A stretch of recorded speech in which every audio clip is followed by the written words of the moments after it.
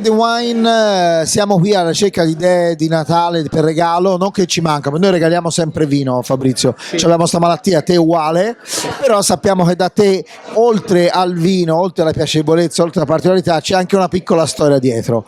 Questa bottiglia Trebbiano di Spagna, confesso che ho peccato, nel senso che Trebbiano di Spagna non l'avevo mai sentito, come mai non l'ho mai sentito finora? Perché è rarissimo, perché il Trebbiano di Spagna arriva in Emilia attraverso 1000 strade e quindi mille inghippi e 1000 difficoltà, però la famiglia Centanni, la famiglia Caruti, scusa, il vino si chiama Centanni, l'ha aspettato amorevolmente fin dalle prime generazioni, perché loro vinificano dai primi del Novecento e non poteva che finire nei loro terreni, nelle loro vigne, e loro amorevolmente lo hanno accolto e vinificato.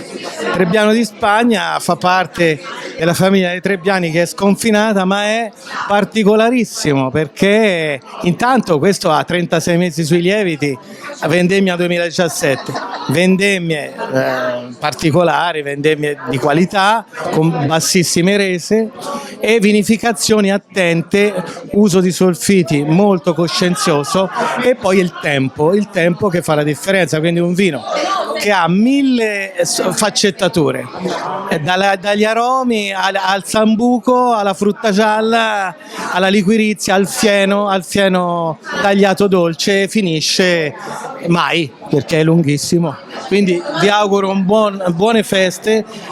Il vino non finisce mai, le feste non finiscono mai, quindi tutte e due le cose. Grazie, è sempre una bellezza ascoltarti. Auguri.